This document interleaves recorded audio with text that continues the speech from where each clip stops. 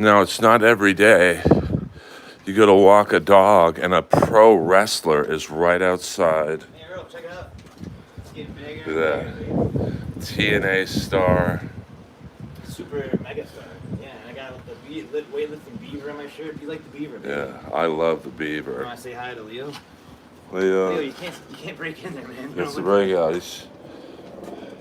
Leo's camera shy, you know. Let me see if I can get a close up for you. Come on, baby. Yeah, I mean, come on, man. You gotta know your camera angles. There we go. Leo.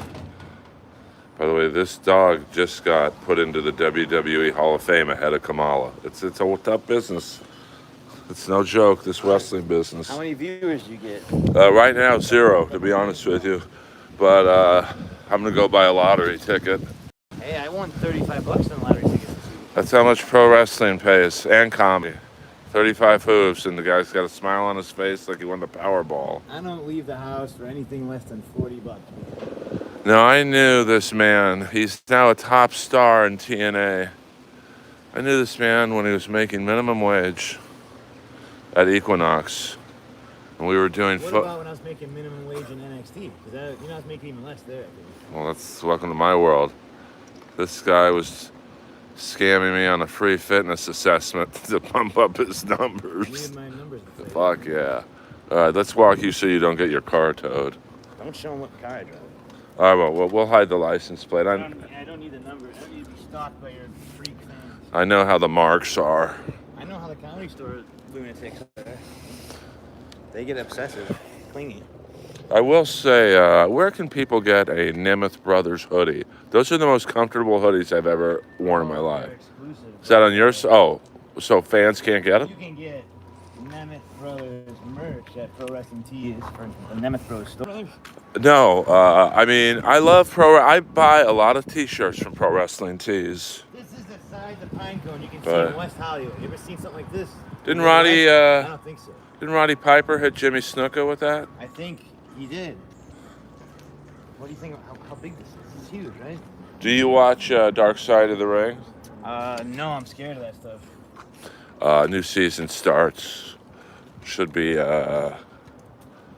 it's very well done, but I could see, I don't watch Dark Side of Comedy, so I can imagine. I watch mostly cartoons.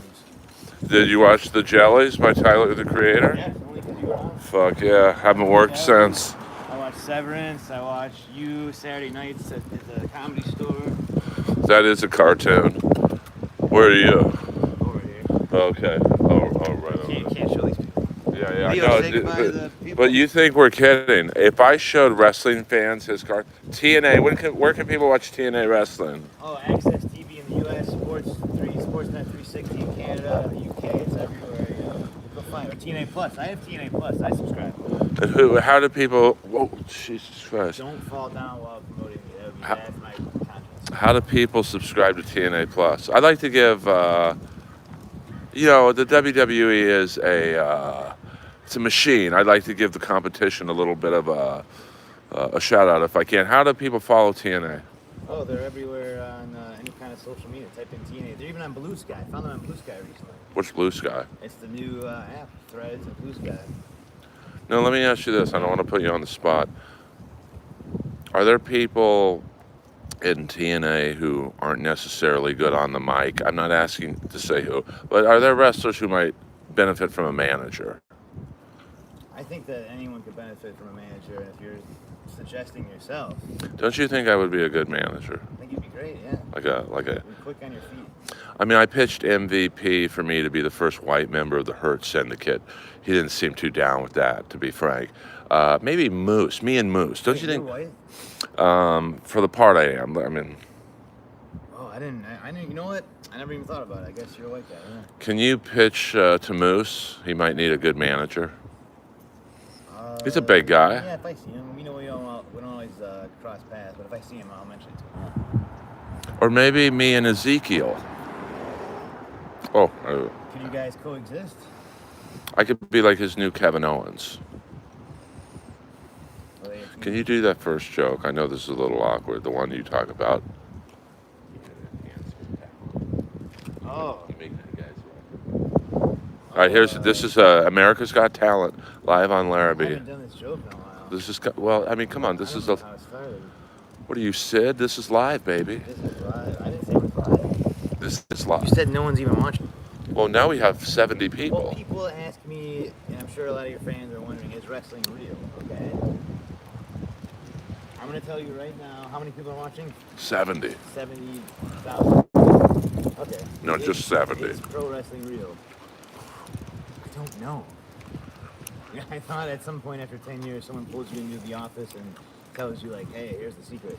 That has not happened to me yet. So I'm going out there, I'm trying to win, you know? You've seen the people, you know, when I was in AEW, they would put me against these unbeatable giant athletic beasts, giant monsters like Wheeler Yuta, Orange Cassidy, you know, Danny Garcia. People can't beat these guys. These are just burly giant monsters of men, you know? All I know, I can tell you this. I will go out to the ring, and usually after about 6 to 7 minutes, I will lose, and their record will be slightly better. It's like catfishing, okay? Have you ever been catfished, Earl? The other night. Yeah, so catfishing, is it real? Are you really talking to a hot babe that wants to bang you? Probably not, but it feels good in the moment, you know? When I'm brought out to the ring, they say 6'2", 220 pounds and blonde. Is that real? No, it's not real, but it feels good for me, you know? Let me tell you guys something right now. Watch this man on TNA, and he's also a very funny comic. A young. I'm young, up and coming. I'm 23 next November. 23 next November. He's at the Comedy Store frequently. Plug the Hunkamania shows. Oh, Trust me, Hunkamania, baby. this is your crowd. If you live in Las Vegas, Nick Nemeth and Ryan Nemeth and stars from WWE and TNA and comedy, we're doing a show in Las Vegas, April 17th at midnight at the Nerd Bar. If you live in LA, we're hitting the Kookaburra Lounge, April 26th at 8 p.m. the night before TNA Rebellion. Big pay-per-view at the USC Galen Center. Many chances to see us do comedy and wrestling. So if all 70 of you show up, I will show Pipe. Can I get backstage at the pay-per-view? You can get me a pass. Or, Oh, yeah. I We'll give you a match. I can't. I We'll give you mean, a match on Explosion. Are you okay being on YouTube? yeah, You demand to be on YouTube. I mean, who would you put me against? Leon Slater. Who's that? Just the most up-and-coming guy ever. So athletic. Just you look at him and think you're watching the future. That could be my gimmick. The first 56-year-old debuting comic. I could kick ass if I have to be. No, I've seen it. I mean, I'm not like the biggest guy in the world, but like. A few months ago when people rushed the stage in the main room. Yeah, you were You there. had to handle it, yeah. You were like Randy Savage, just started throwing punches. Minus the yayo. All right, Ryan Nemeth. Go to ProWrestlingTees.com. I mean, they did send me a Sting shirt with a 12-inch hole in it, but Yeah, they did. people are loving your shirt in the stream. That's a great shirt. It's the beaver getting jacked. It's a Christmas present for my girlfriend. Human female girlfriend, by the way. Not Yeah. a lot of wrestlers can say that. And she's very pretty, very smart. She was in a commercial during the Oscars. See, that's big money. And May 16th, she's in the new Final Destination movie that comes out. She's one of the stars of Final. Can you believe that? Well, good things happen to good people. Yeah, like me, I just found out that you're white. That was huge for me. Here's the best thing. It's my favorite story about you and I. I had done sound for the last Hunkamania at the Improv, and Ryan at the end of the night was so nice. He said, "Hey, do you want a T-shirt as payment?" I said, "I already stuffed one in my pocket. Don't worry about it." I thought it would be nice and say, would you like, they made these special shirts, and he said, I took a few already. All right, man. It's welcome to the world of comedy. That's how it goes, yeah. I learned the hard way. Well, this man has been wrestled for everyone.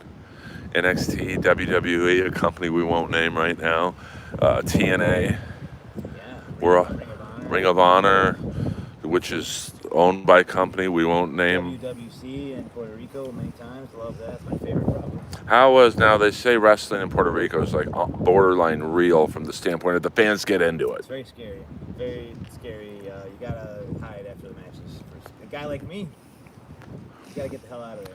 Now here's one I will have to, I don't take questions in the stream usually, but we have a legend in my stream, Kevin Brennan and Neil Brennan's brother, Peter. I just watched Neil Brennan's interview with William H. Mason.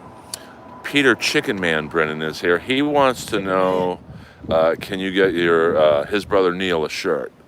What kind of, just the Beaver Listen Wait shirt? Does he, yeah, do you want this? I can definitely get him one of these. I would say Neil's probably a medium. So yeah, that's a yes. You know, Neil directed 2 commercials that I was a stand-in for Christian McCaffrey for this past year for Lowe's. Well, maybe I should give you Chicken Man's number, and you guys Yeah, could. Chicken Man should be licensed. Oh, Chicken Man. You know, I don't Half ask. man, half chicken. He's the only guy I let talk in all caps in my stream. He's screaming at you the whole time. 100%. Dude, you're the king. Hey, thanks, Earl. This is proof that good guys do make it. This guy literally was making minimum wage at Equinox. Left. No one talking to him, treating him like, this guy's a They thought I fucking. was a piece of meat. They wanted to go on dates with me. They didn't want to buy workouts. This guy's a fucking loser, just working at a gym. Someone called me a loser. But that's what the rich people thought. That's what the rich people thought. Yeah, like I was a scum. You know? And now this guy's at the top of the wrestling world and a burgeoning actor / comic. I mean, good things I'm out happen. there, yeah. All right, Never dude. give up. All right, Hustle, loyalty, never respect. forget, dude. Yeah, what are you, John Cena? Oh, that hairline. That hairline. I can't. Oh, yeah. No, I love John Cena, too. You can't see me. Well, he can't see what I can see in the back of his dome. By the way, that John Cena heel. Can I get your final thought? Hey, Peacemaker season 2. Check that out. My good friend Steve Aegis out there, and Johnson. The greatest heel turn in the history of pro wrestling. What is it? Ever? Yeah, of all companies.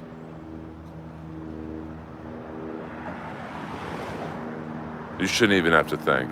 I think the one that just happened is pretty big. It's pretty big, but it's no Hogan going heel, NWO. Oh, yeah. I know Hogan has some issues. I thought if I said Hogan, you're going to say that's what everybody wants you to say. Here's the real answer. That Hogan turning heel was Wrestling 9/11. Thoughts? What do you think? Are you a Hogan fan? Thoughts on Michael Vick? What do you like about? What do you think about the Outsiders? Are you a Kevin? I like the Outrunners. Do you get? Hold the leash in that hand for 2 seconds. I don't think people get. Now the Outrunners are a wrestling tag team. We won't say where they wrestle right now. You said this interview was over 4 minutes. I know, but now I'm getting I'm not getting towed, so I'm getting my mojo. So do you guys? You must watch the Outrunners when they do their finisher. Hold on, you got to have that hand free. Oh, you're taping me. Well, I was going. When the Outriders go, you son of a bitch, and then they do the elbow drop. You get what that's from, right? Yeah. What? Predator. Okay, no one gets that. It's a real deep I cut. wonder if they get it. They're funny to me. Do you know them? Yep. What is it? Truth Magnum? And what's the other guy's name? Fuck. It's a word for fast. I'm drawing a blank right now. Turbo. Okay, Turbo Floyd. Yeah. Is Truth Magnum because he kind of looks like Magnum TA? Is that a tribute or no? Those are their birth names, and I think they're both. They just are going to turn 14 soon. They're the youngest, hottest, strongest wrestlers. They get younger every day.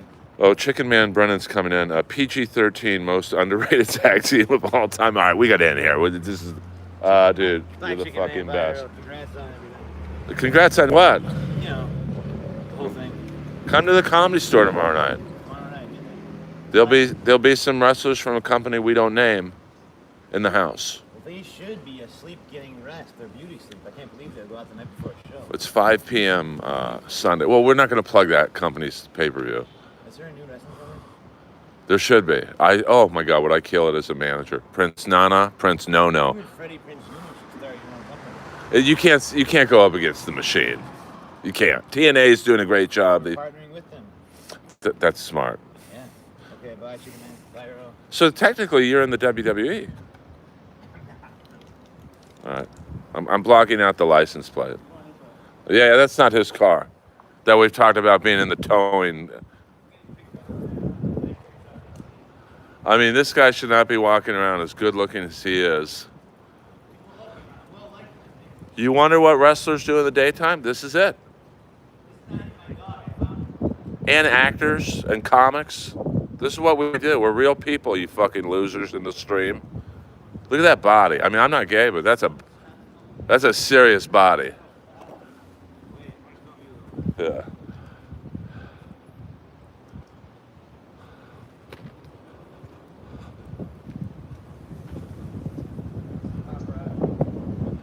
This is what two paparazzis are like. It's a duel.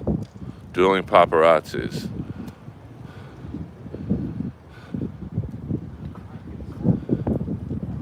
Oh, so go ahead, go. We're just fucking around. Ryan, hold on. Take a picture. Take a picture. What? Look at these deltoids. Look at that. Yeah, they're pretty good. Tell your brother I said hello. Which one? The one I know. Okay, I'll tell him. I didn't know you had another brother. I have like 4. Good for you. I bet. See what I do there? I give you guys an interview with a famous professional wrestler.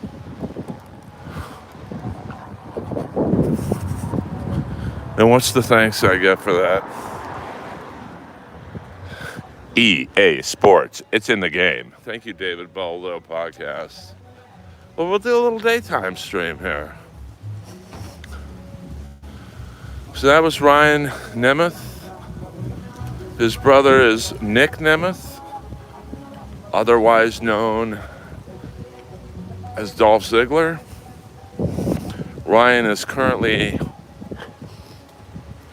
a heel character in TNA. It is a beautiful day, yes.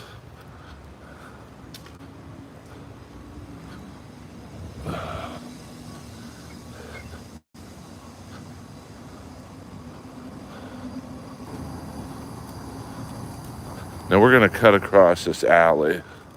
Oh my God, this alley's disgusting. The things I've seen in this alley at night, you wouldn't want to. I don't know if I'm living the dream, to be quite honest with you. But I'm doing better than most. But that is a true story. I literally knew Ryan when he was a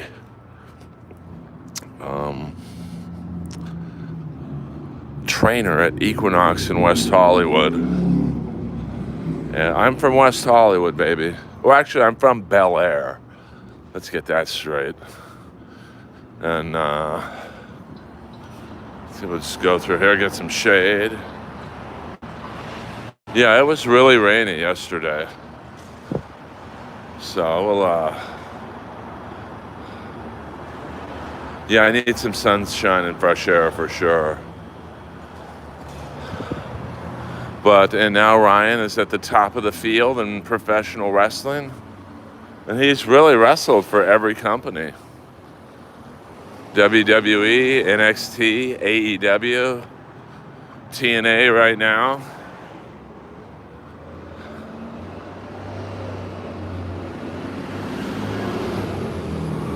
Ole Bonafide. That's a mighty fine comb you got there. Use it to brush your bitches. Suave, Al. Okay, have a good night. It really is a nice night out, nice day out here. Got some palm trees.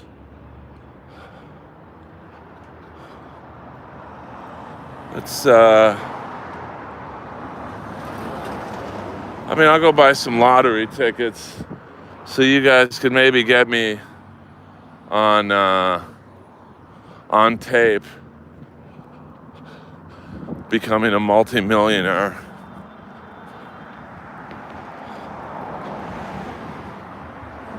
No, but yeah, he's not like Lex Luger back in the day, but you could really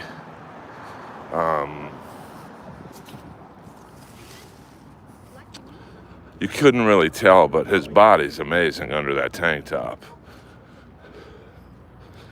So is mine under this hoodie. Trust me on that one.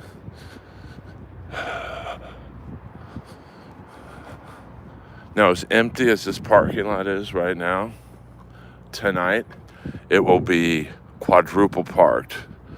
Because this is the nightclub people, or this is the parking lot people park when they go to the nightclubs.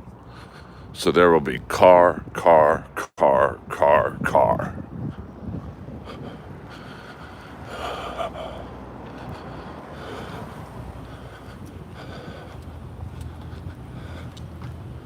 By the way, we can go over what the NHL trade deadline, it is over. The Kings did not do much at all, to be honest with you. They got some Russian guy from the Philadelphia Flyers Kuzmenko, I think. Kuzmenko? And he scored 39 goals his first year in the league in Vancouver. Was traded to Calgary, then to the Flyers, and now to the Kings. So not really a great sign that he's only been in the league a few years. And this is his fourth team. Not a great sign now.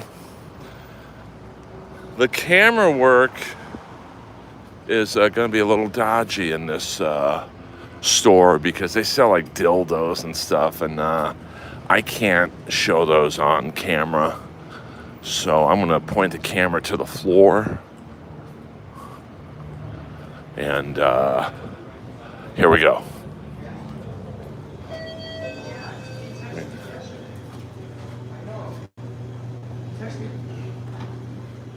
How about that?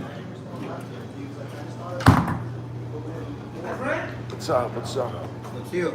Can I interview you for 2 seconds? Yeah. This is the man who works at Palm Car Wash. He makes my car look like $1 million. So come see him at Palm Car Wash. What's your name? So they can ask. Mateo, best guy in the business. When you need my help, I'm here. Yes. All right? Thank you. Yeah, I thought you said it was locked for 5 months. That's why I didn't do it. You can get her. I'll be right back. Yeah. How are you? Good, how are you? Can I just have one of the clear things? Clear? Yeah. You want to buy chicken off? Can I have the blue? This one? Yeah. Instead of that one?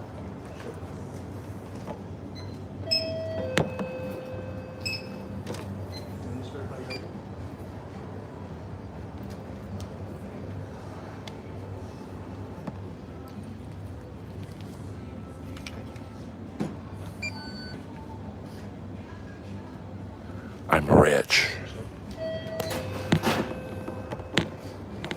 Hey man, Can I get one of the OPMS black, please?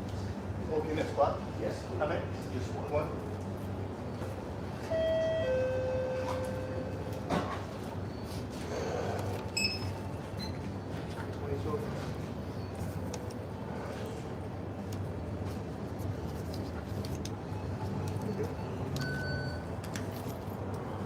Thank you. Appreciate it. This is big fucking business. May I get $28 of Mega, please? Mega. Mega? Yes, sir.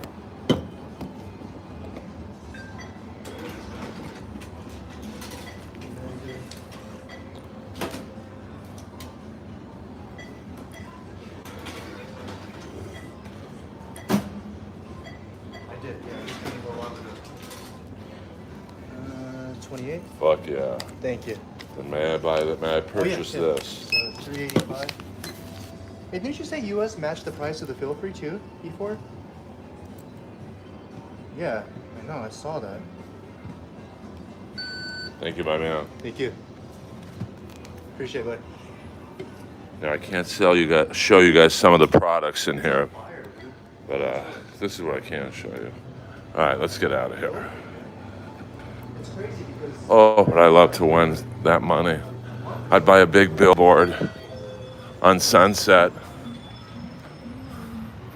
plugging my comedy special that may never get filmed, but I still like to plug it. They sell some pretty aggressive products. I'm not at liberty to discuss what products, but hit the like and subscribe button. I mean, this has been a very special stream so far. I've interviewed a very famous pro wrestler, and I only had 19 likes. How many streams interview a famous pro wrestler? None that I can recall. And you guys want to talk about Ray DeVito? Oh boy. You guys are... Trust me, I'm Jewish. I didn't forget my wallet. It's kind of weird to see this neighborhood at night.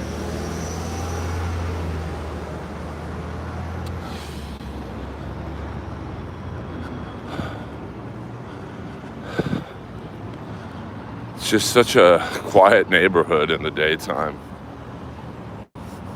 It is kind of beautiful. I mean, look at the sky here.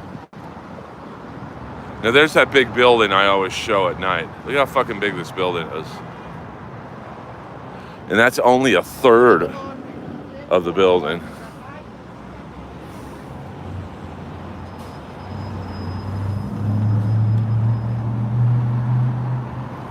No, I don't get extra large rubbers. I just get trash bags. Hey-o, hey-o. There's the West Hollywood Sheriff Station. Oh, thank you, Richard Kish. Damn, it really is nice out here today. Now, I'll be going to yoga in about 2 hours. And the girl who teaches the class is so fucking hot. Oh, my God. She came up to me the other day trying to teach me how to do dancer's pose, which is a very basic pose, and I couldn't do it because she like touched my foot and like, forget about it. I just said, I'm nervous. Can you help someone else? I actually said that to her.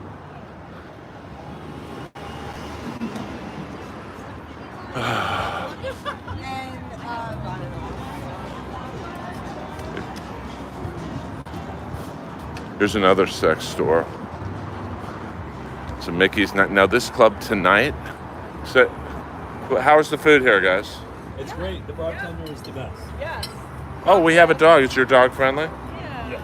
He loves people. Hi. He doesn't like the dogs, but that's okay, right? I mean, I'm glad I don't have my small dog with me. Now that you That'd get, be great dessert. I don't want to bother you guys. Have a good day, you guys. See, I'm giving you man on the street interviews. There's another sex store. I mean, we've hit 3 sex stores on 1 block.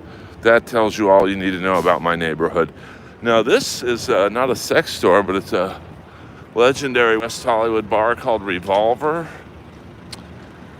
which I've done comedy at. With Sam Tripoli, of all people. And we were on literally that stage, but it was right there. Now, this is it's kind of cool to do this in the daytime. This is Larrabee Sound Studio. Well, I mean, it used to be a gay bar called Flaming Saddles, as you can see. But back in the 80s, this used to be Larrabee Sound Studio. And you might think, who gives a shit? Well, Prince gave a shit because he did some of Purple Rain here.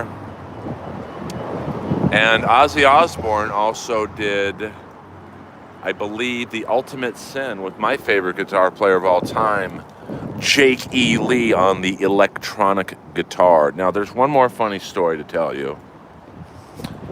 Maybe I should start doing these in the daytime. You know, at night, it's so fucking dark out here. It's hard to... Now, this is Trunks. This is a gay bar called Trunks. It's for older dudes who like young boys. There you see Trunks. And I did a comedy night there. I actually ran the comedy night here. Another business just gone. The best burgers in Hollywood. Bullshit. If that was true, they wouldn't be empty. I did a show at this bar, and the guy told me, the huge hulking gay bartender was like, hey man, this is a gay crowd, so watch the gay jokes. I'm like, not a problem. So I told all the comics, easy on the gay jokes. You know, it's just, be cool, be cool. And everyone's doing well, everyone's kind of minding their own business, until my one buddy comes up and talks about hemorrhoids being speed bumps for gay guys, and that was the last night of comedy ever held at Trunks. Here's another vacant store. Here's what am I, a leasing show here? This is a nice, looks like about 1,800 or so square feet. Might be a good clothing store. Maybe not. Now, you might wonder, why is a gay bar called Trunks? Look at this fucking guy. Because here's what, hey, what's up, man? Here's what happens at a gay man's body. If you have backdoor sex enough, I guess it looks like an elephant's trunk back there after a while. So get it, trunks. Here's a place that'll be out of business sooner than later. It's a tough block. As you can see, there's literally no one in it. Here's another empty storefront. Now here, when this used to be my friend's yogurt store, Yogurt Stop, I was walking my dog right here. And Ari Shaffir, world famous comic Ari Shaffir, is driving by right here, stops his car, rolls down the window. This is packed, unlike right now, and yells at me, "Hey, I want to suck your dick." And the whole place looked at me, and there you go. Now here's another place. We'll go in the shade for this. I don't want to get a suntan. This is the car wash I was plugging a few minutes ago. So I'm here. See where these people are right here? I'm right there. I'm about to order some food. And the two guys behind me start talking. "Hey, Bill.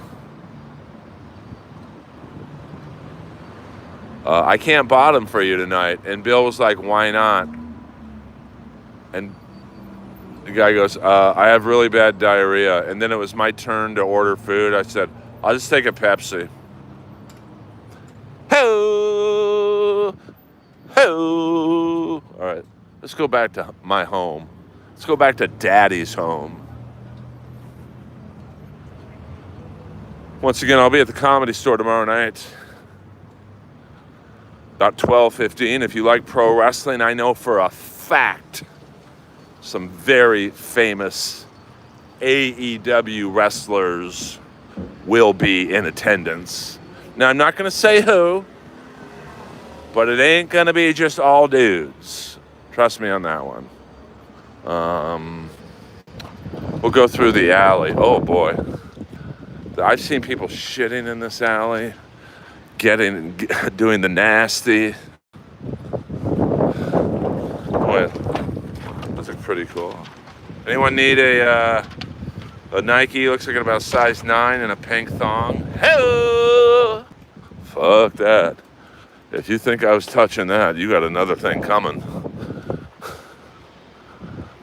Oh my God, this alley stinks. It's the heat. So here is the back half of Trunks. Hello! Hey, should I do my scene from Benchwarmers? You think I'm going in that porta potty? Fuck that. There was the recording studio right there where Ozzy and Prince and Jakey Lee on the electronic guitar was.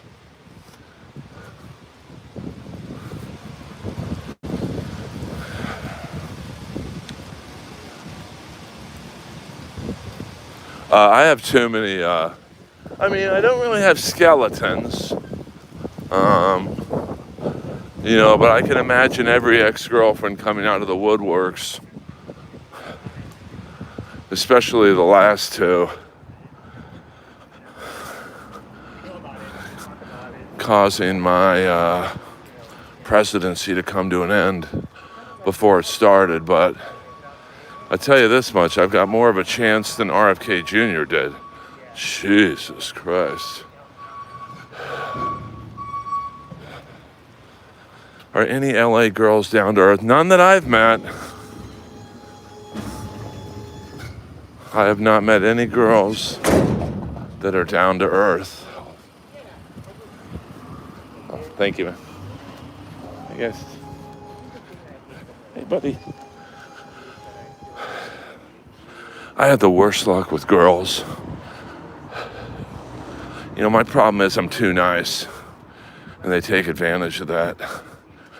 And then I'm so nice that I'm actually boring to them. And then they think that the grass is greener on the other side of Earl. And a couple months after that experiment goes wrong, you could say the same thing about all of them. They're alive and well. Where are they?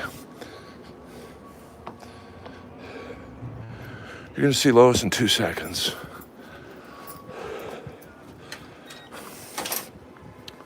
You get an inside look into the daytime life of Lois. Right there. Now Lois is probably hungry. So what we're going to do is feed her. Look at that. Look at how excited she is. Look at that fucking dog. She's just chilling right now. So, where is her, oh, here it is. So we do a little scoop. And then we put a little flavor on it. Some Stella and Chewy's flavor.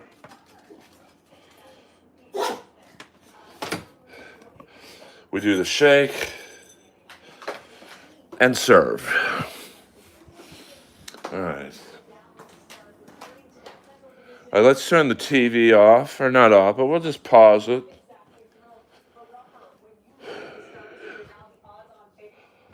There we go. Going over the Dallas Stars lineup. By the way, if you follow hockey, since most of you don't, the Dallas Stars won the Mikko Rantanen sweepstakes, I guess you would say. And the Kings, what do they do to combat that move? They pick up a fourth-line Russian player. So the Kings will probably be one and done. Here we are. Just so you know, this is not a bootleg stream. This is the real. I don't lock my doors because my neighborhood is extremely safe, and to break into my building is very tough to do.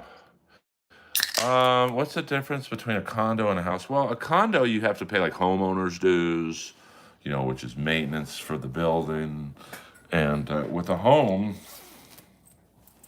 you don't really have to do that. So,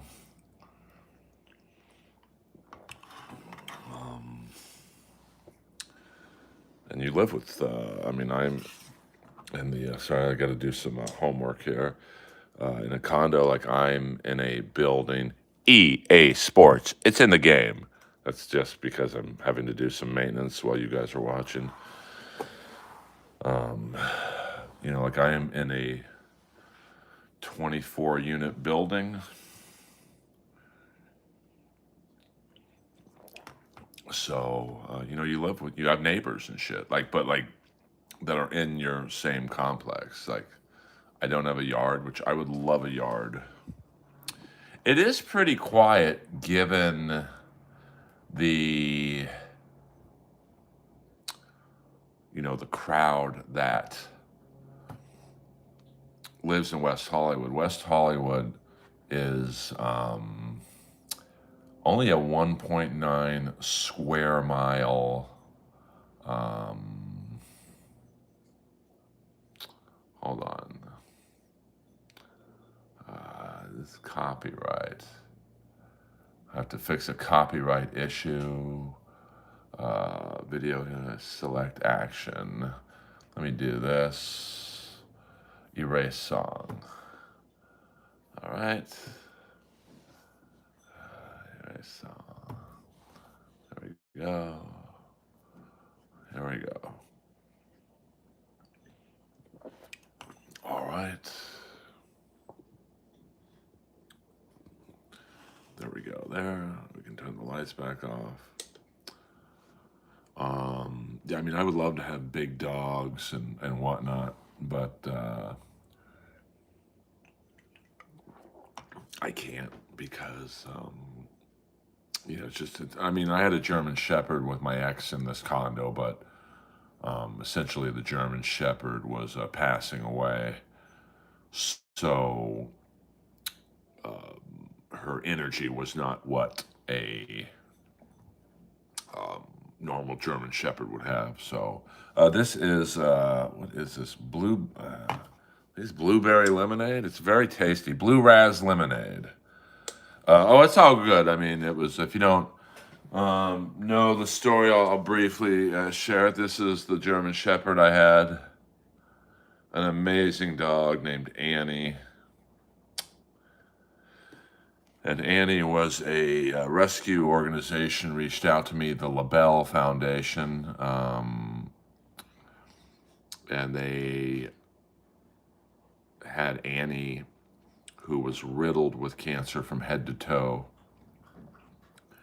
And they said, we don't want to put her to sleep because she's still happy. She's not in pain. She's got about 3 months to live. Can you and your fiance at the time, can you just take her and give her a good send-off? We'll pay for everything. So me and my ex got Annie from 3 months to about 10 months. And she was an awesome dog. We believe she had some kind of military training.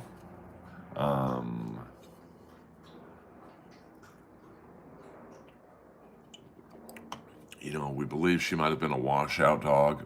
Now, what a washout dog is, you know, German Shepherds and some type of Mastiff dogs, they literally go through about 30 grand worth of training to become bomb sniffing dogs and dogs to take on drug raids, you know. Like when we went on the hunt for Osama bin Laden, what up, McLovin? The first person into that compound was not a SEAL Team 6 member, it was a German Shepherd with specially fitted steel teeth. So, but that dog obviously passed every test. We believe Annie, you know, if they fail one test, they can't be passed. So we believe Annie failed like one test and then we got her. So it was really a pretty amazing dog, even though we only had it for about 9 months. Yeah, I mean, it never gets easier. I mean, I will be a wreck when I have to put Lois down, but hopefully we don't have to think about that for a minute. It never gets easier. I mean, from the age of 6 to 56, so basically the last 50 years, I've probably put 40 dogs down from childhood to now. Never gets easier. It actually gets tougher. I was not in the Army, but my fiance at the time, her boss had been in the military, and he told us about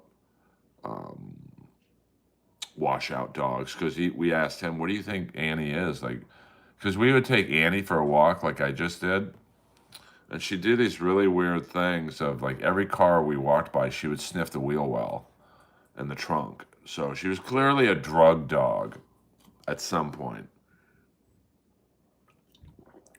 And then when someone would be approaching us, whether it was the both of us walking Annie or just me or my ex who was, you know, small in stature,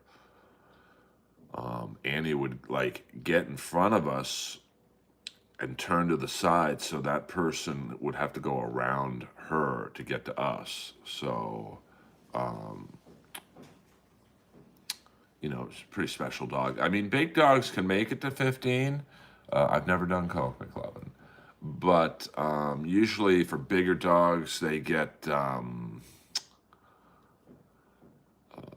hip dysplasia, like Great Danes and whatnot.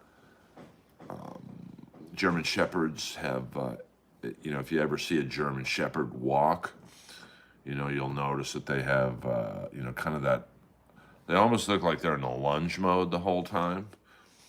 So, you know, they have hind leg problems at points. So it's, you know, bigger dogs can live a long time, but, you know, inevitably they will probably have some kind of hip issue or hind leg issues at some point. What up, Todd? What up? Yeah, I mean, my friend used to breed. She was probably the top Alaskan Malamute breeder in the world, I guess. Like all her Malamutes were like show dogs, champion dogs. I co-owned one with the MTV VJ Nina Blackwood. Our dog didn't win shit. So, I mean, Malamutes, I've never heard of a Malamute getting that big, but, well, pit bulls, they have a semi-bad rap. I mean, it's all about the breeding. It's all about the owners, What happens a lot in lower income neighborhoods are, well, thank you, Jay. I guarantee you I smell better than you. Trolls, be better in the stream. Come on, man. Be better. Now, don't retract your stream or your, if you're going to troll me, at least be funny. I let you guys say whatever you want.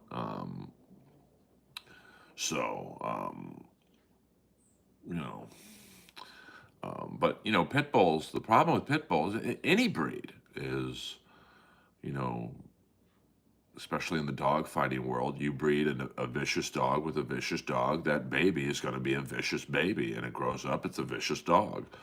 So it's really not that dog's fault. There's no training in the world that's going to make that dog a shy, timid dog. Especially the ones they use, like the runt of a pit bull or a Belgian Malamute, litter is going to be used probably as a bait dog. And that dog's going to have problems. But if you take a pit bull, a nice pit bull and a nice pit bull, and they have a baby, that baby's going to be nice. And if the owner's nice, so it's really, what up, Johnny? It's really, the breed is kind of misunderstood. All right, Jay, I'm going to put you in timeout for 24 hours, you loser. Jay, before I put you in timeout, just know this. You'll never be better than me in anything. Ever. Ever. You're just another loser troll. So go back in your mom's basement and pop those zits, bitch. You'll always be my bitch. All right, there we go. We don't talk about Ray DeVito in here. We don't do that in here. Razor's Edge, 100%.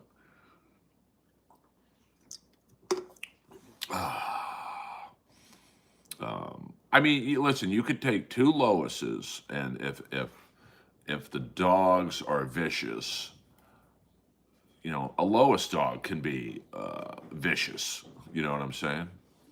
Let me get my big water. I'm so sad about what the Kings didn't do today.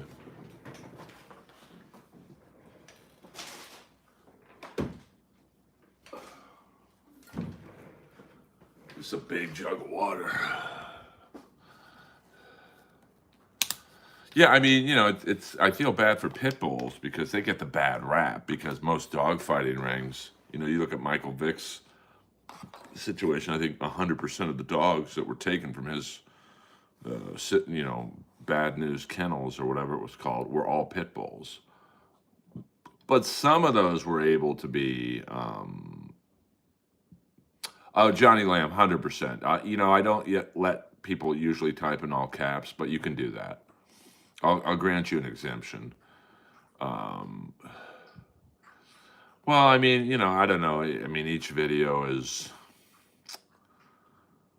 different,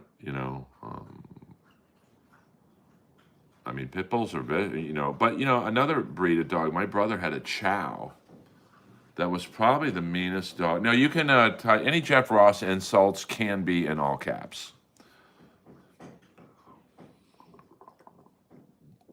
That's a fact, Jack. No need to apologize.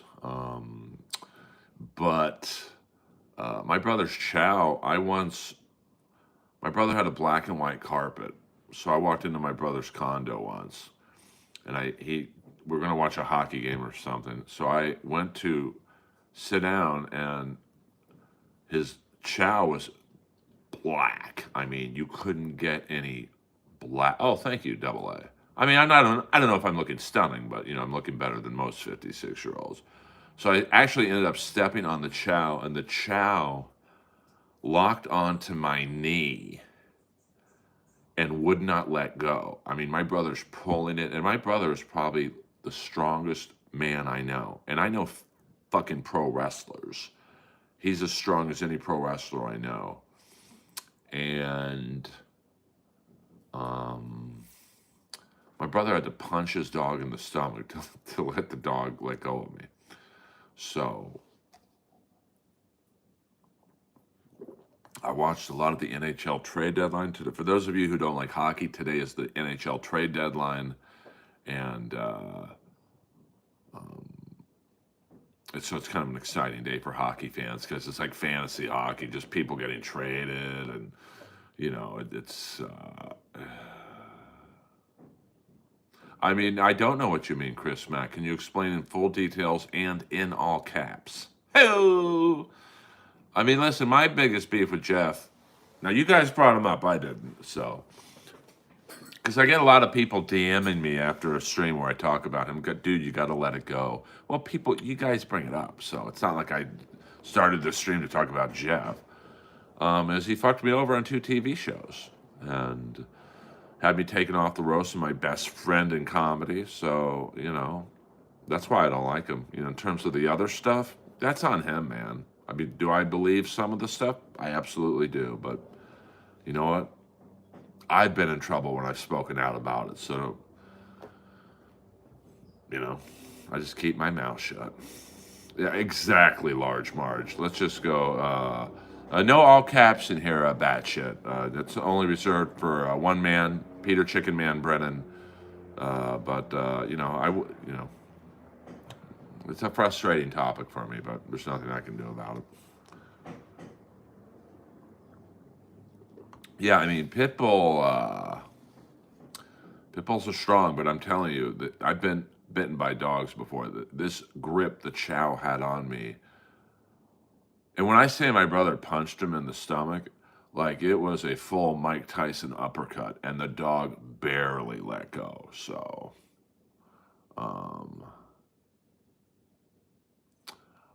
he's not the best person, Large Marge. I'll just say that. I've never had Nikita. I've rarely had big dogs because, 100% TV. That's exactly what it is. And a lot of people would say, well, Earl, he's more known than you are. What is he jealous of? Like, I don't know. I don't know. But I think it's because we're around the same age. And, I'm cool. Like, I might not be, I look like a man who would be a good father. I would be. But I'm also smart enough to pull out. Yes, my brother's child did have a blue tongue. Yeah, I mean, small dogs can be terror. But I mean, here's what I tell people who want to compare me to Jeff Ross. It's very easy to, because we were on the same show for 5 episodes. I can't believe I'm directing anyone to watch Roast Battle on Comedy Central, but go on ComedyCentral.com, go on Roast Battle Season 1. I have 5 battles on television. I went 4-1, but Jeff is in every episode. He was the head judge, and watch any episode and tell me who was funnier, me or him. Now, I'm not directing you to one episode where I had like a great show and Jeff didn't. I'm asking you, you pick the episode and honestly watch it and honestly tell me which episode he was funnier than me in. You won't be able to pick one for him. Not one.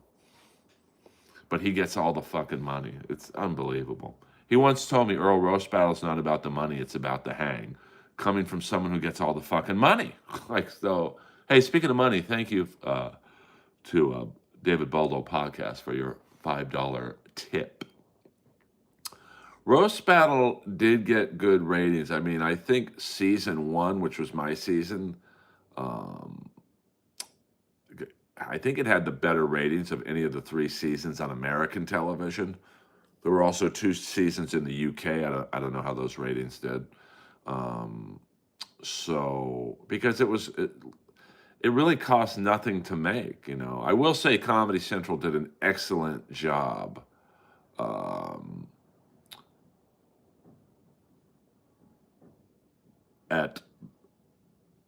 We did an untelevised season of Roast Battle, which was basically in an empty nightclub in Montreal, where they just put chairs in it.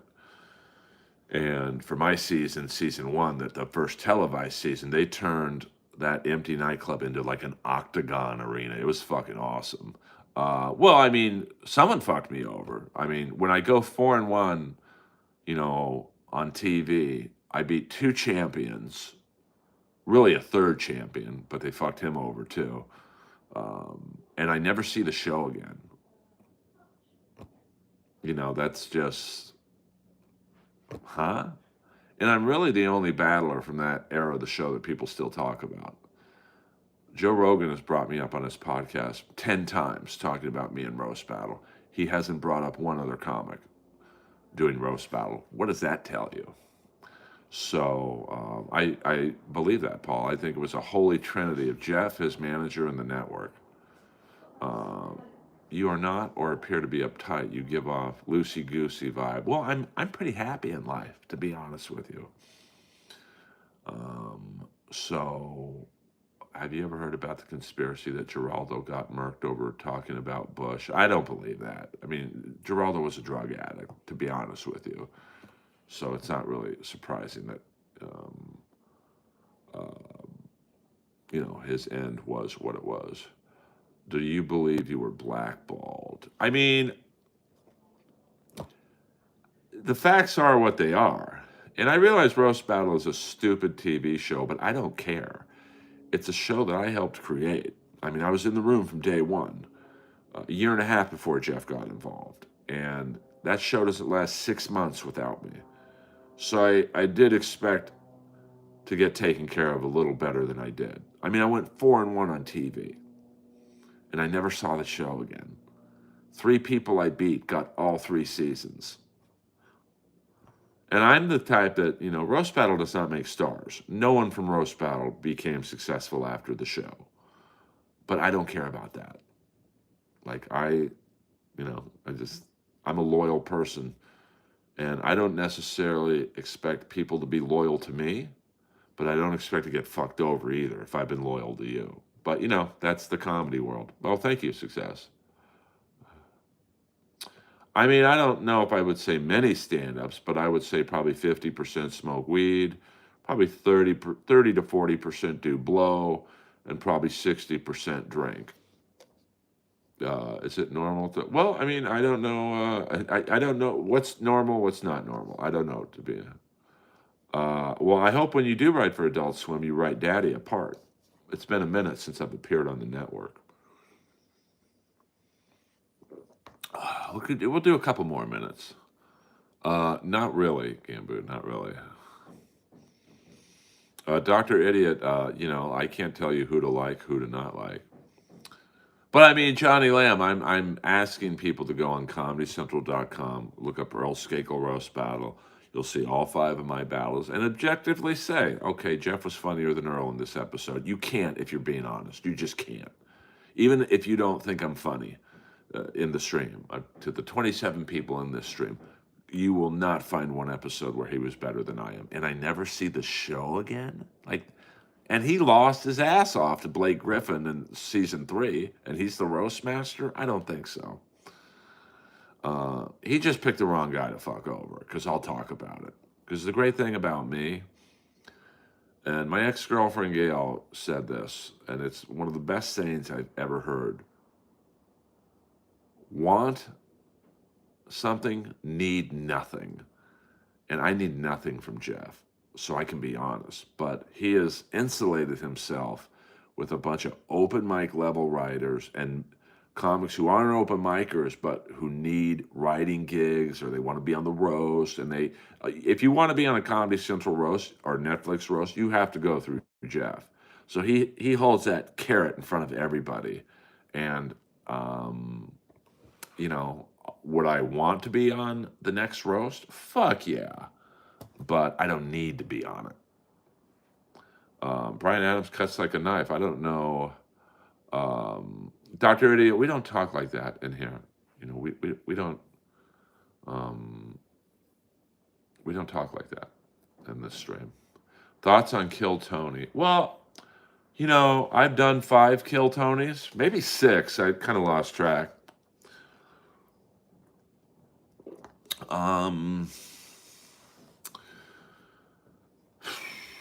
I understand why it's popular.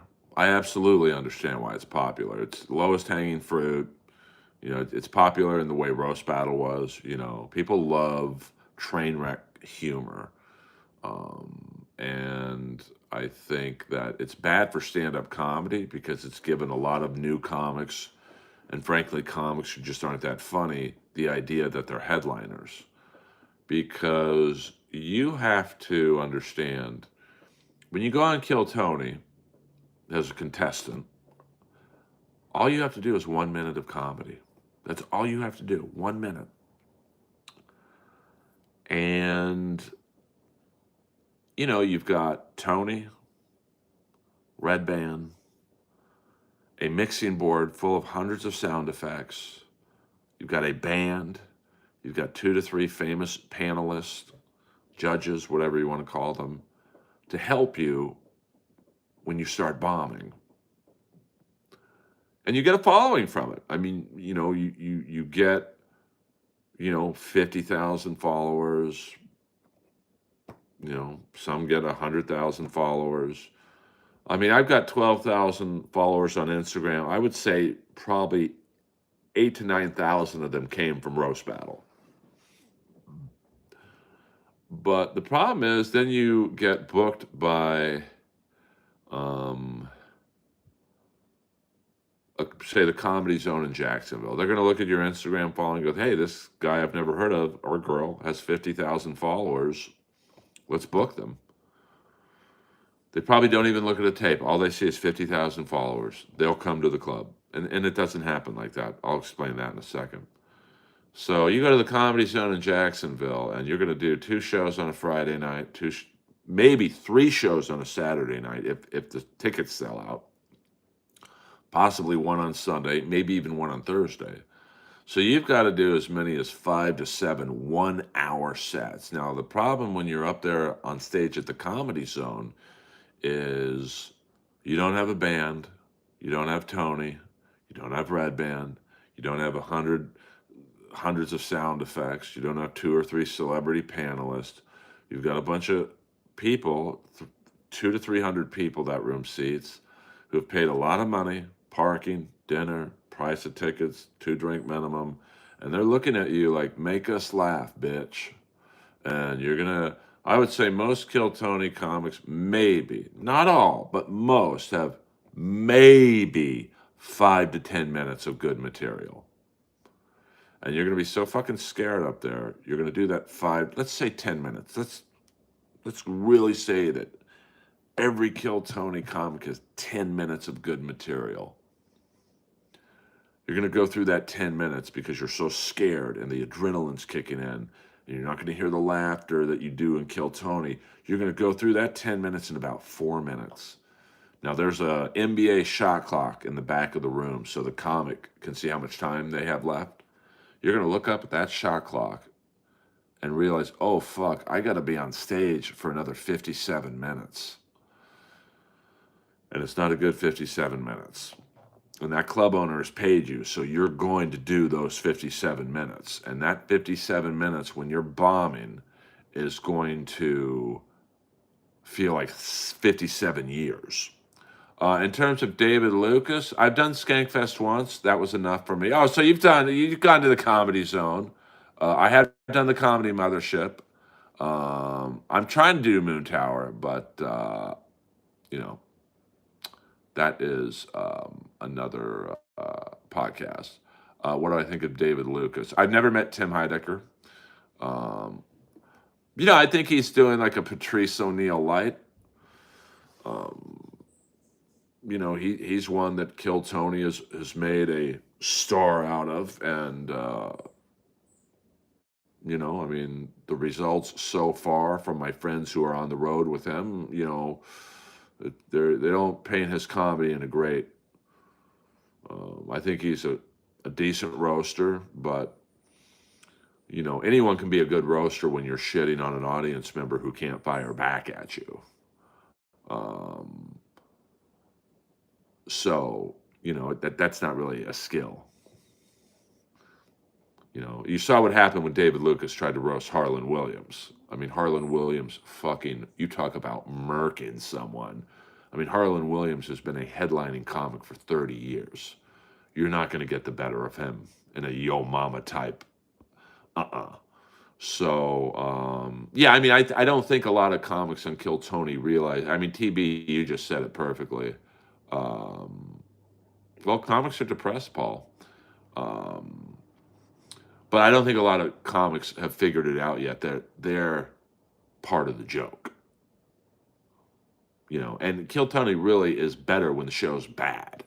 Like if a comic's killing on that show, there's really not a lot you can make fun of them for, you know? So it's like the Gong Show. I mean, the Gong Show was great when it was bad. It's like and now you guys, I mean, I'm probably the oldest guy in this stream by a large margin, but you know, when you would watch the Gong Show and someone, every now and then there would be someone who was really talented on that show, and you're like, oh, they're good. Like, get someone else who's bad. Well, I wasn't comparing, you know, obviously Patrice O'Neill was 100 times funnier than David Lucas, but, you know, I'm just saying, I think you could tell that David's,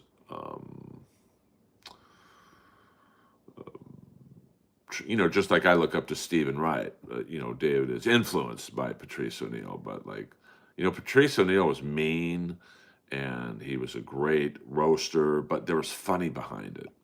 A lot of times it's just, you know, David saying the N-word, like, okay. Like you saw when he did that George Floyd joke. I've done a lot of shows with Felipe back in the day. You know, but you know, when that George Floyd joke David Lucas told didn't get the laugh and the audience started walking out, he had no backup. Like, you know, I have several backups. When a joke bombs, I've got a save line. David had no save line. It was just, the crowd just started walking. Now, I think the joke was pretty funny. He said something like, George Floyd, I just would have shot the motherfucker. Like, on Kill Tony, that gets an applause break.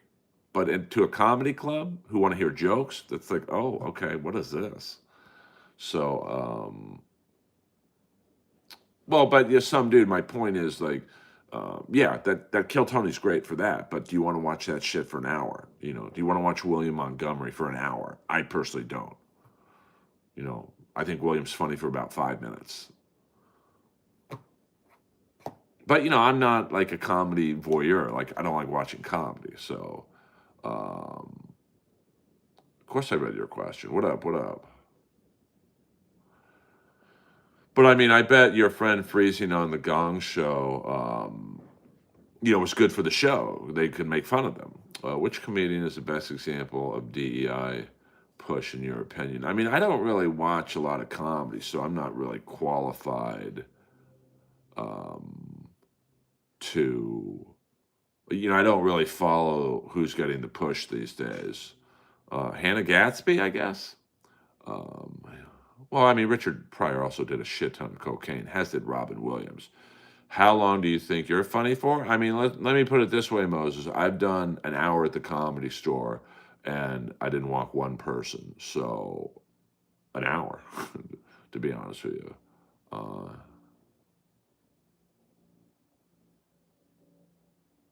Well, I mean, I'm not, you know, I don't watch Casey Rocket. I don't watch Cam. You know, I don't watch Kill Tony comics. So I'm not professing to be some, you know, super Kill Tony expert. But like, you know, I was at a show a couple weeks ago, and me and this girl were talking afterwards. She's a comic as well, and she was telling me about a certain Kill Tony comic. Oh my God, he's going to be a superstar. And I've heard that so many times about Kill Tony comics. I mean, I remember when the show was just starting to pop at the Comedy Store, there was this... I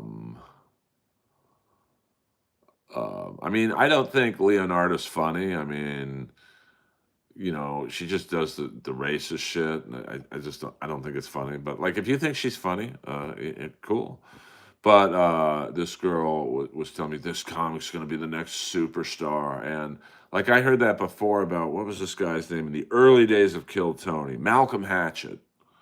oh my God, this guy's the next Eddie Murphy. He kills every time. And it's kind of that same thing where Malcolm was funny for a minute. And, then once he was exposed by having to do longer sets and, the humor just wasn't, he was young, but like, that show pushes you into a spotlight. You got to hit when that spotlight's on you, or you just get passed over for the next person. And someone told me Malcolm Hatch is now homeless. So, I mean, Matt Rife is a marketing machine, and he had a great work ethic. A lot of people don't want to hear that about Matt Rife, but he worked his ass off. He put out, you know, hundreds of videos that didn't pop, and the one crowd work video popped, and that's the business in a nutshell. Matt Rife 5 years ago could not get booked in LA comedy outside of his own show at the Laugh Factory, and then he's headlining the Netflix festival. So that's Hollywood in a nutshell. Yeah, and I don't know Casey. I hear he's actually a nice guy. I hear Cam Patterson's really cool. But you're putting these younger comics, and I don't even mean younger in terms of their age, but young into comedy. I mean, at 32, I was young into comedy because I'd only been doing comedy for 2 years. But they don't have the material, and it's a cutthroat world. I mean, you take someone like people who are popular on the show, and they get 50,000 followers. That's all club owners want.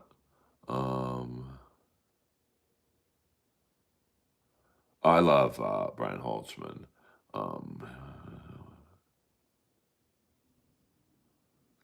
I mean, I love David Allen Greer. I mean, listen, Kill Tony plays arenas, man. You can't deny that. And the great thing for Tony and Red Band is that all the comics on the show are replaceable. David Lucas leaves, they bring in somebody else. Montgomery leaves, they bring in somebody else. Cam Patterson leaves, they bring in somebody else. There will always be the freaks. There will always be people who are chasing that 15 minutes of fame. And Tony and Red Band have perfected the art of the goof. You are getting laughed at, not with. And there'll always be people who are too stupid to see that. And someone told me there's like 200 comics a week waiting in an alley behind the mothership to get on Kill Tony. I mean, that's it's the same thing with Roast Battle. It's like I quit the show, they didn't miss a beat. The guy who replaced me at the heckler table, he quit the show, they didn't miss a beat. They bring in a battle rapper, and then they brought in a trans person. I quit battling, they didn't miss a beat. Because there was always people waiting to chase that 15 minutes of fame. And I mean, I don't think it's ripping off Stern. I mean, listen, Roast Battle was, I think, a really innovative show. There had never been a competitive battle show. So,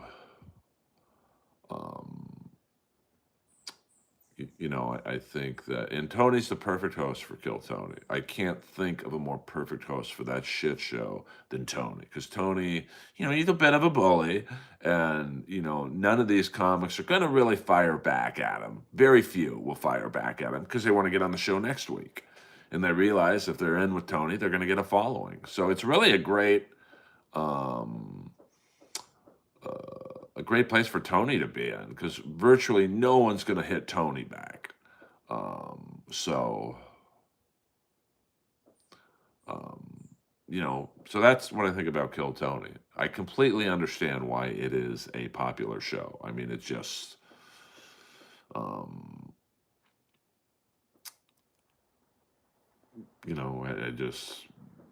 it's low-hanging fruit, and, well, I think, I mean, you either love or hate Tony. And the great thing about Tony is people will pay to watch him on TV or live because they love him, and the people who don't like him will pay to watch him because they hate him. They want to see him bomb, or they, whatever. It's really an amazing. It's like a wrestler, or a boxer you hate. Like Jake, Tony's kind of like the Jake Paul of comedy, and I mean that as a compliment. And I've known Tony for longer than anybody. I knew him when he worked at Starbucks. Oh, I'm sorry, Johnny. I know you asked that question. I mean, I don't do the same set. I do loosely the same set. Waiver $2. Fuck yeah. You get a daytime shot.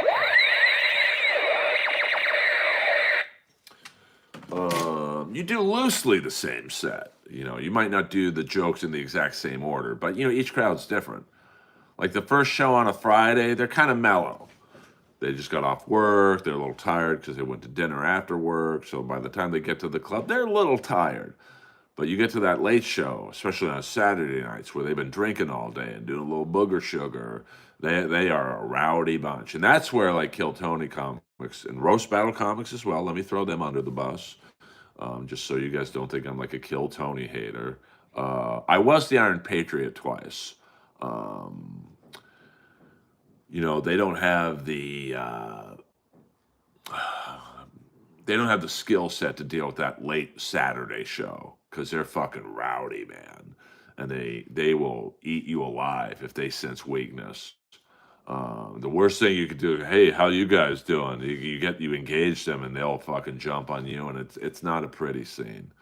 No, we don't talk about Jeff and Hair Moses. You know that, but you can't insult him in all caps. I will allow for that. No, I don't even know who Jeff Crabtree is, to be honest with you. Yes, that makes me feel good. 25 years in, I've got someone going, are you a stand-up comic? I quit. Yes, I'm a stand-up comedian. I've been on Jeremiah Watkins' show as well. Yeah, I was the Iron Patriot twice, and then I was a panelist, I think 4 times. Once with Michael Costa, once with Michael Lawrence, once with Kirk Fox, and then my last time ever on Kill Tony was with Jim Norton and Sam Roberts. I don't really hit the road a lot unless it pays really well. But I also have the luck or whatever of being an established voiceover actor. Let me show you my cartoon I'm on right now. That's my cartoon right there. That's Tyler, the Creator's The Jellies.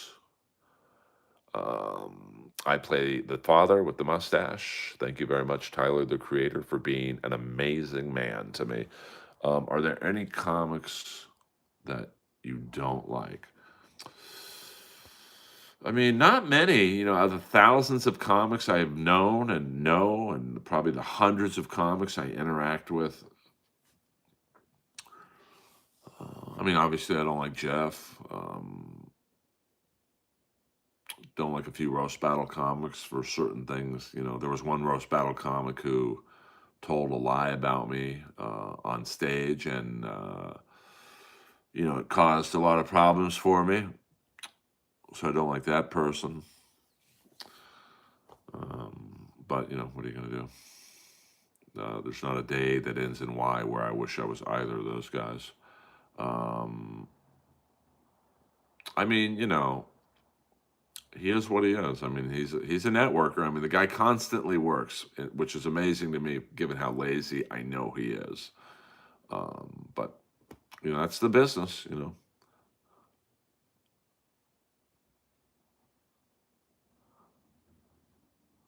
Apex, you're bombing in my stream. You should at least super chat me that joke. It's so bad. Hoo. I mean, if you're gonna do a joke in here, it's got to be funny, dude. I mean, that Apex, that's a pretty bad joke.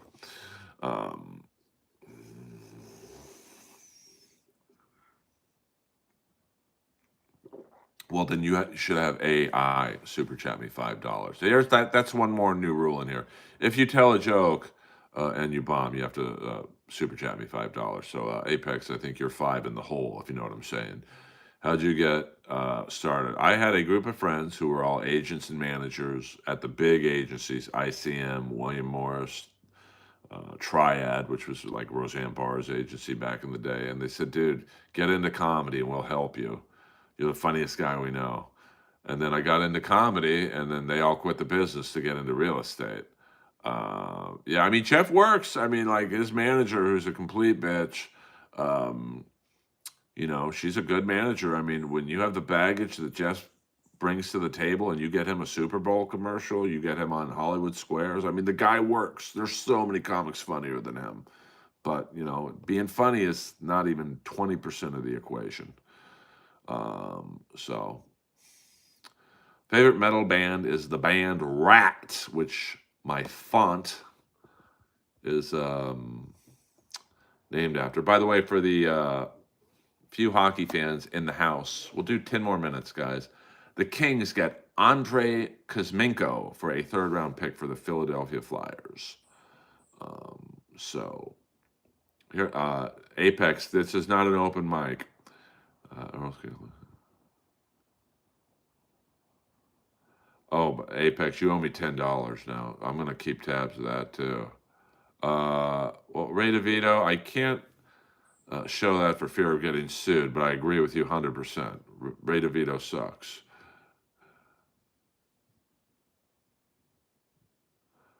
VIP auction group. Let's go Blues. I mean, I don't know. The Kings, I'm very 100% some dude. 100%. You could put that in all caps. That's a fact, Jack.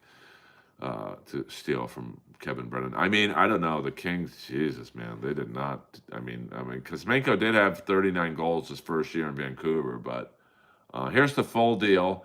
Philly is retaining 50% and sending us a 2025 seventh rounder in exchange for a 2027 third rounder. You know, is it the worst trade in the world? Not really.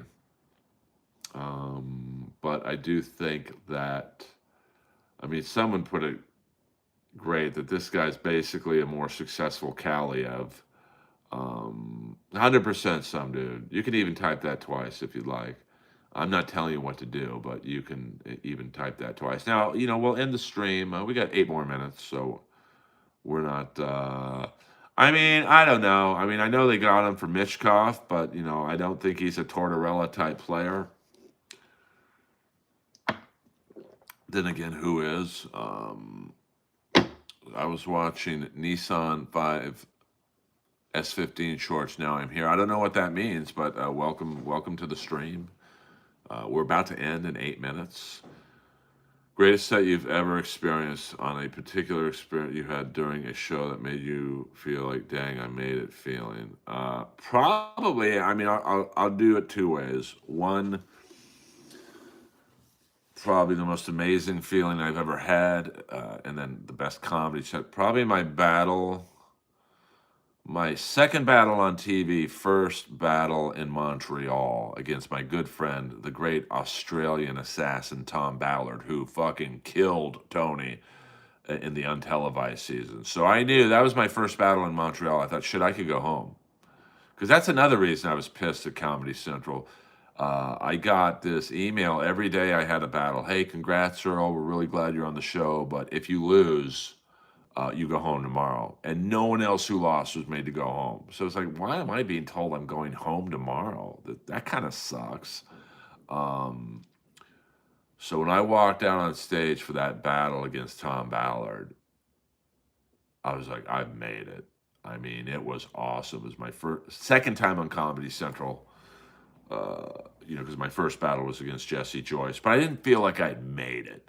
But when I got to Montreal and I walked out and there was 1,000 people in that crowd, and there was a guy in the front row with an Earl Army shirt on, and my first joke against Tom killed, I was like, fuck, I've made it. And people after that battle were like mobbing me, and like the head of Comedy Central came up to me and said, dude, you're amazing.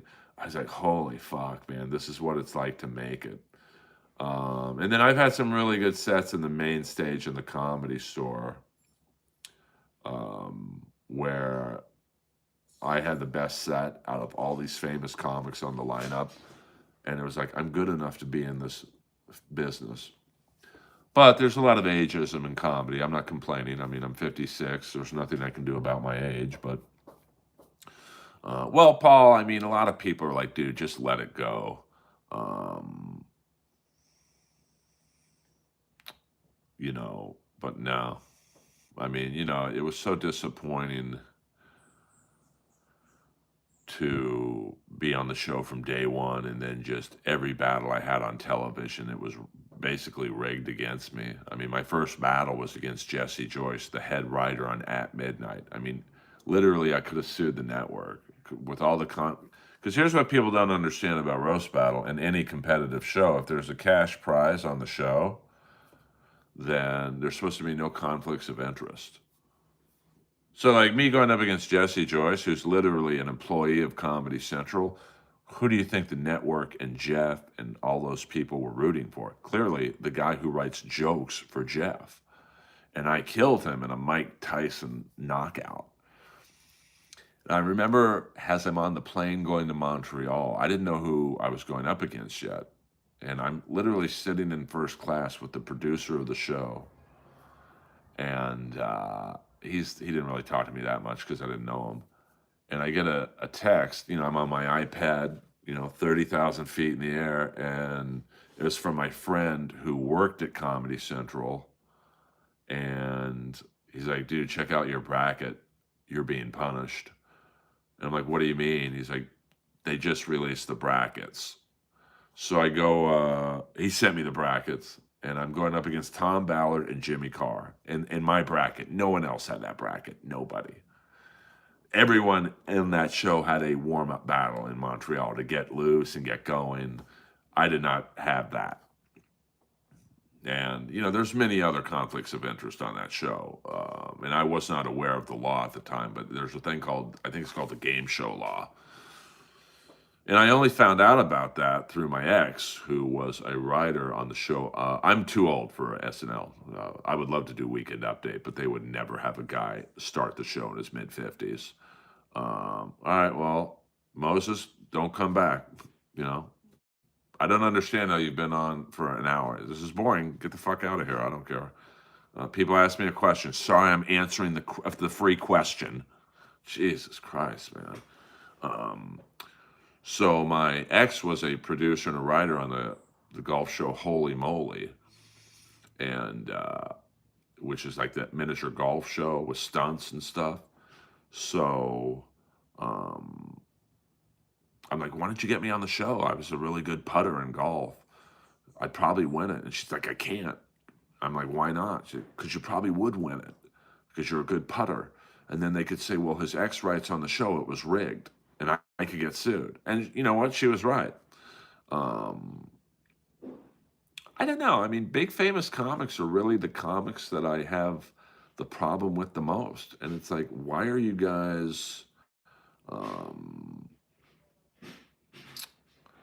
Well, Uncle Tony, I'm so unfunny you're in the stream. Like, this is what I don't get about trolls. And see, I talk to the trolls. I don't just ignore their comments. Why are you in here if you don't think I'm funny? Like, if I turn on the TV right now and there's a show that I don't like, I turn the channel. But thanks for commenting on the videos. I guess, you're helping me. That's the thing with trolls.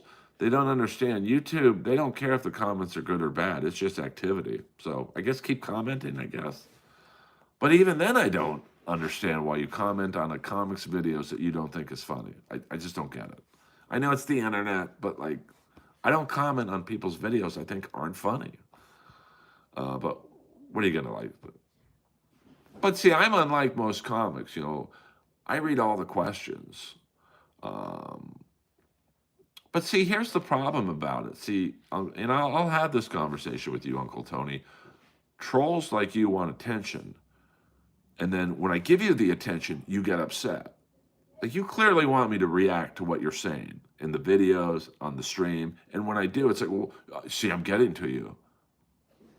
Like, then why are you talking to me if you don't want me to reply back? I just don't get that, bro. I really don't. But yes, the conflicts of interest were crazy on Roast Battle. I mean, I battled one person whose manager was managing her and two of the three judges. So it's like, what? I mean, that's literally illegal. But, You know, I mean, I'm most Kevin Brennan would not answer one free question in here. I'm answering them all, and you guys are still unhappy. So I don't get it. Yeah, but see, I love talking to the trolls because it's good conversation. I just think it's funny when they get mad that I give them the attention that they want. And just know, for all the people who troll me, I wouldn't change places with one of you. So when you log off to this stream, or I end the stream in a couple minutes, just know that none of you have the life I do. I get paid to do what I want to do. That's a fucking dream job for anyone. Do I wish every person in the stream thought I was the greatest comic of all time? 100% I do. But that's just not sustainable. Well, listen, Uncle Tony, I hit the like and subscribe button and we can be buddies. Hello! I mean, Tony, I've had a bad enough day with what the Kings didn't do at the trade deadline. I'm a lost hockey fan. I mean, I have the fantasy life. You know, do I wish I was more successful? Sure. I'm not going to lie to you there. But the fact that my first ever voiceover gig, I was the lead on an Adult Swim cartoon, that you've got voiceover actors who've been in the business for 25 years who can't say that they were the lead on an Adult Swim cartoon. I'm fucking lucky. And tomorrow night, I'm headlining the Comedy Store in the main room, the #1 club in the world. And because there's an AEW pay-per-view Sunday night, a bunch of my favorite wrestlers are going to be in the crowd. I get to perform for them, man. I'm fucking lucky. Well, we don't have to talk about that. You know. Yeah, I mean, TB, you get it. You get it. By the way, I've got a new policy. I'm not checking any message that's held for review. Now, some of them are good towards me, but a lot of them are just trolls who are trying to get in something sneaky on the side. I don't listen to a Joe Rogan workout, so try again. Try again. Did you know George Lowe? I did not. So, I mean, how cool is that? Like, I'm a huge pro wrestling fan, as you guys know, and tomorrow night, I can't say who's going to be there because, you know, they don't want to be bothered, but, like, I'm pretty fucking happy. So, thank you guys for listening. Hit the like and subscribe button on your way out. Let's get to 50 likes, you know. I don't ask you guys for much. I wish I was Vin Diesel. No problem, Uncle Tony. I mean, you know, listen, I try and win over the trolls, but, you know, some you can't. And some you can. Yes, I'm straight off the cuff when you do crowd work. I don't think you can. It's just a Under Armour shirt. I don't like doing the prepared crowd work line. It's just spur of the moment, the adrenaline. These are actually real glasses. That's $5 system noise. So that's $5 to fake kiss you on this. You know, I got to make a little money at this. I mean, I've done an hour and a half stream for $7. You can at least throw me a couple bones for that request. So system gets it, 100% he gets it. Do you pick your nose hair? I do, actually. I pick it. I go like, see, I don't have any right now. Here's one. Right there. See it? It's a high def camera. See it right there.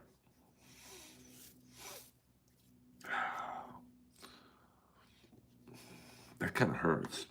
But that's also why I don't have a lot of nose hairs, to be honest with you.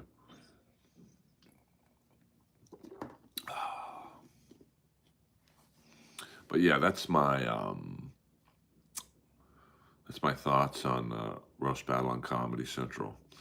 And you know, you notice how I've never said a bad word about Tyler, the Creator, and the Jellies, because I don't have anything bad to say about them.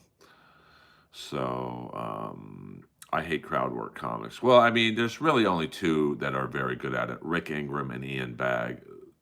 The rest, myself included, you know, we're all a step behind those two. Apex $2.99 for nose hair. See, you know, Apex gets it. Apex gets it.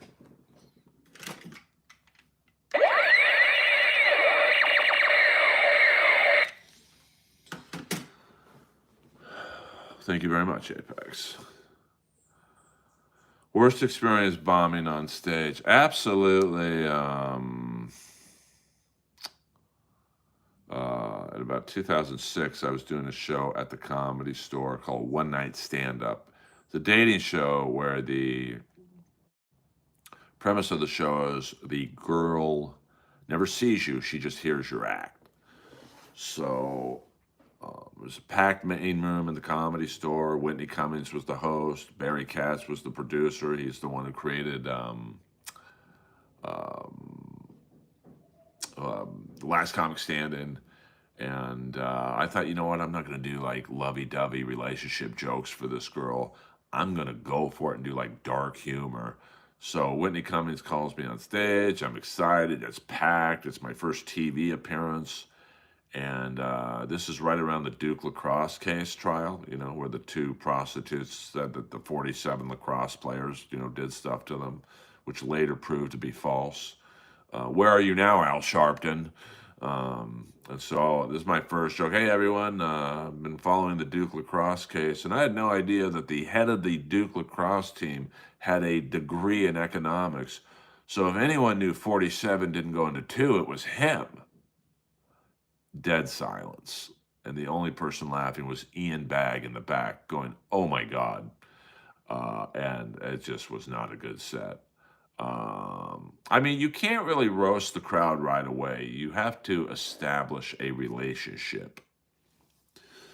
And then you can do whatever you want. Hecklers never get the best of me. I'm just too quick. You know, I'm not the funniest guy in the world. I'm not the greatest joke writer, but I'm fucking quick. So, like, I got heckled about 4 months ago. You know, I come on stage and I'm usually wearing all leather and, you know, just looking like the fucking man. And it's custom outfits, custom pants, laser cut jacket. I mean, I am on point.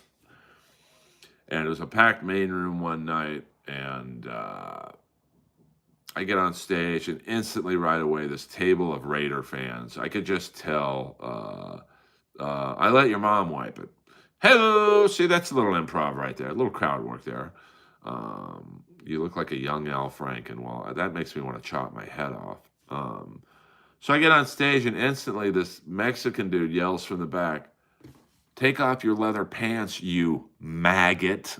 No, I think you can replace the word M with F to know what he really called me. And I'm like, and I instantly, like 0.2 seconds later, was like, you're calling me a maggot and you're with 5 dudes and 2 girls who look like dudes? And the crowd erupts. Like, it was just, bam. You are not going to get the best of me. Is it possible someone could one day? Yeah, anything's possible. You do comedy 1,000 shows, someone's going to finally come up with a good heckle. But, so that guy tries to storm the stage. A big brawl happens outside in the sidewalk as I'm still on stage. And, you know, that's probably, you know, a good example of me getting heckled. I have never killed a hooker with Anthony Jeselnik. I do remember movies in the 80s. Well, I mean, Chi-Town, well, I mean, you know, Tony's figuring out what it's like now to bomb. You know, Uncle Tony, like, respect for you trying to be funny in a comic stream, but now you are bombing and the crowd's turning against you. I know they had already left because there was a lot of shit going on. I was on stage for about another 40 minutes. You know, when I headlined the Comedy Store, well, I mean, Uncle Tony, if you're going to say I'm not funny, I can say you're not funny. See, this is what happens. I'm trolling you now. The tables have turned. We'll do one more minute, guys. Then I've got to get ready. Let's get to 50 likes. You know, come on, man. I don't ask you guys for much. So that's, you know, hecklers, you know, and each heckle is different.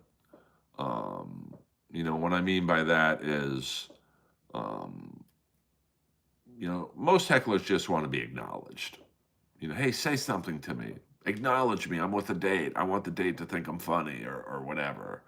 And some hecklers are on a date and they want to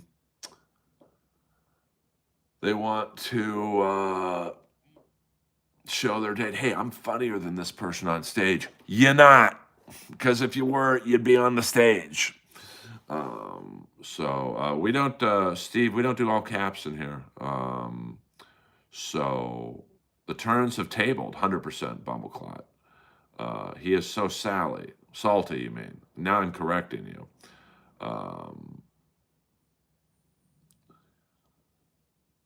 I mean, listen, I've been made aware of, say, an ex-girlfriend coming in here. You know, the one thing I am is I'd be a great profiler because I can pick when someone's trolling me. I know the cadence of people. So when someone comes in here with a particular joke and it's even though I can't hear the joke as they're typing it, I can hear their voice in my head and go, oh, I know who's trolling me right now. Well, thank you very much. Thank you. Yeah, I mean, you know, the key with heckling, I gotta go, so I will. The Tide Bowls have turned, yes. The Tide Pods have turned. Yeah, I do have a lot of X's, but I can tell with one or two their style of writing.